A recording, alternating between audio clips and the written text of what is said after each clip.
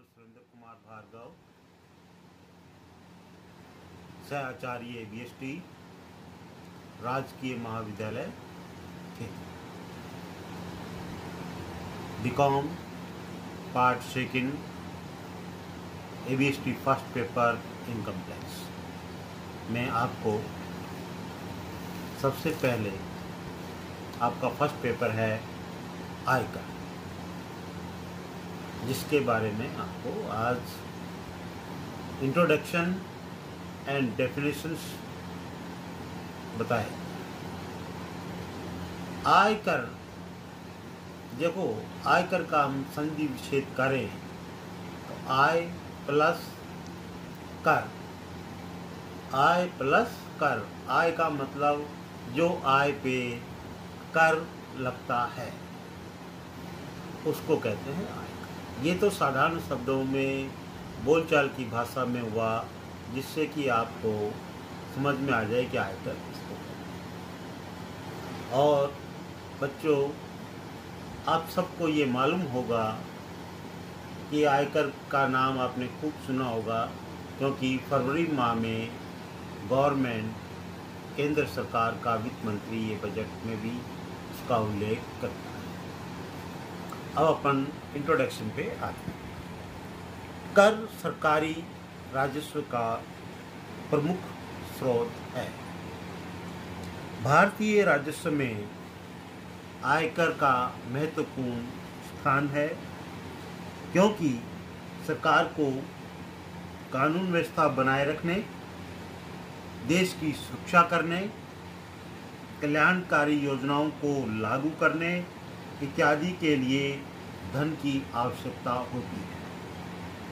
गणतांत्रिक व्यवस्था हो या प्रजातांत्रिक या राजघराने, सभी में कर लगाकर धन जनता से ही वसूल किया जाता है। आयकर, आय पर लगाए जाने वाला आयकर, आय पर लगाए जाने वाला एक प्रत्यक्ष व प्रगतिशील कर है। भारत में करदाताओं से दो प्रकार के कर वसूल किए जाते हैं। एक तो कहते हैं प्रत्यक्ष कर, डायरेक्ट टैक्स, नंबर 2 अप्रत्यक्ष कर, इनडायरेक्ट टैक्स। प्रत्यक्ष कर पहले अपन समझते हैं, प्रत्यक्ष कर क्या है। प्रत्यक्ष कर का मतलब यह है जिसमें कर का भार उसी व्यक्ति से वसूल किया जाता है जिसको कर चुकाना होता है। वह अपने दायित्व को दूसरे व्यक्ति को स्थानांतरित नहीं कर सकता। इसमें कराघात एवं करापात दोनों ही एक ही व्यक्ति को वहन करना पड़ता है। जैसे आयकर, इसको अपन डायरेक्ट टैक्स भी कहते हैं। दूसरा है अप्रत्यक्ष कर, और अप्रत्यक्ष कर का मतलब यह है इसके अंतर्गत कर चुकाने वाला व्यक्ति इसका भार ग्राहक पर डाल देता है, या कहने का प्राय यह है कि वो दूसरे व्यक्ति को भी स्थानांतरित कर सकता है।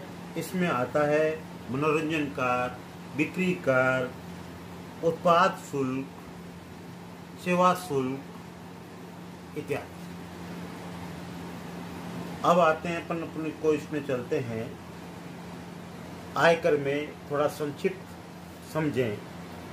आयकर एक प्रत्यक्ष कर है जिसे केंद्रीय सरकार द्वारा वसूल किया जाता है। निश्चित मापदंडों के आधार पर केंद्र एवं राज्यों के मध्य वितरित किया जाता है। राष्ट्रपति द्वारा प्रत्येक 5 वर्ष के अंतराल में वित्त आयोग की नियुक्ति की जाती है, जो इस वितरण के मापदंडों का सुझाव देता है। 12वें वित्त आयोग की सिफारिश के अनुसार केंद्रीय करों में कुछ बढ़ोतरी भी की गई। अब अपन आयकर के इतिहास को समझे थोड़ा सा।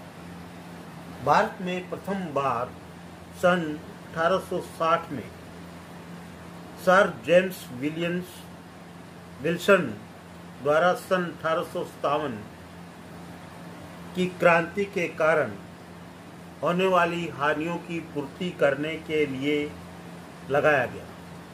सर जेम्स विल्सन तत्कालीन वायसराय के वित्तीय सलाहकार थे। उस समय करमुक्त सीमा 200 रुपये वार्षिक थी। सन 1886 में पहली बार अधिनियम पास किया गया।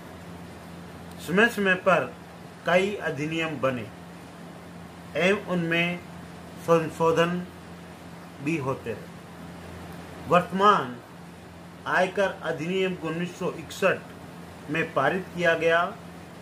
यह अधिनियम अप्रैल 1962 से संपूर्ण भारत में लागू हो गया। इस अधिनियम में 298 धाराएं तथा 14 अनुसूचियां हैं।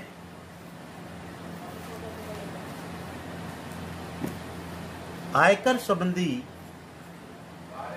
समस्त व्यवस्थाओं को भली प्रकार समझने के लिए निम्नलिखित अधिनियमों एवं नियमों का अध्ययन आवश्यक है। नंबर 1, आयकर अधिनियम 1961, आयकर नियम 1962, वित्त अधिनियम वार्षिक, क्योंकि यह सरकार केंद्र सरकार द्वारा प्रतिवर्ष वित्त अधिनियम में दरों की घोषणा करती है जिनके आधार पर ही कर चुकाना पड़ता है और साधारणतः वित्त मंत्री फरवरी माह के अंतिम दिन संसद में वित्त विधेयक पास करता है। यदि किसी वर्ष वित्त अधिनियम निर्धारित समय पर पारित नहीं हो पाए तो पिछले वर्ष की दरें अथवा वित्त बिल की प्रस्तावित दरें जो करदाता के पक्ष में हो कर निर्धारण वर्ष के लिए लागू की जाए। नंबर 4, प्रत्यक्ष करों के केंद्रीय बोर्ड द्वारा जारी किए गए परिपत्र। 5वां, सरकारी अधिसूचनाएं जो समय समय पर जारी की जाती हैं, जिसके अंतर्गत संस्थाओं के अनुमोदन, कर्मचारियों के अवकाश ग्रहण करने पर नियोक्ता से मिलने वाली ग्रेच्युटी, क्षतिपूर्ति पेंशन, अवकाश का नकदीकरण आदि की कर मुक्ति, प्रतिभूतियों के ब्याज की कर मुक्ति, पूंजी लाभों की गणना आदि के लिए लागत वर्दी सूचकांकों की घोषणा के लिए जारी किए जाते हैं। समय समय पर न्यायालय द्वारा दिए गए निर्णय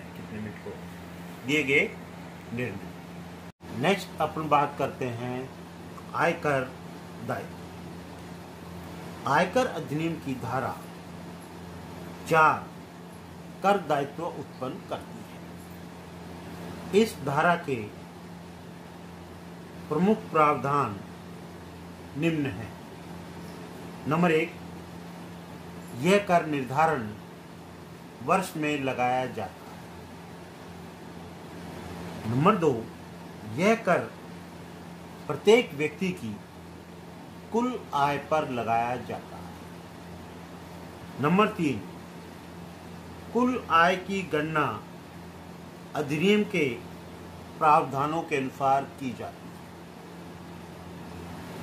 नंबर 4, सामान्यतः गत वर्ष की आय पर कर लगाया जाता है।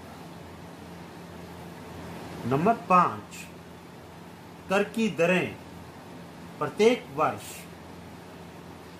वर्ष वित्त वर्ष अधिनियम द्वारा निर्धारित की जाती है। और नंबर 6, प्रावधान होने पर कर की कटौती उद्गम स्थान पर ही कर ली जाती है। अथवा कर का भुगतान अग्रिम रूप से करना पड़ता है। भारत में आयकर संबंधी व्यवस्थाओं को निम्न 3 चरणों में बांटा जा सकता है। प्रथम चरण कर योग्य आय की गणना, कंप्यूटेशन ऑफ टैक्सेबल इनकम। द्वितीय चरण कर की राशि की गणना, computation of the amount of tax.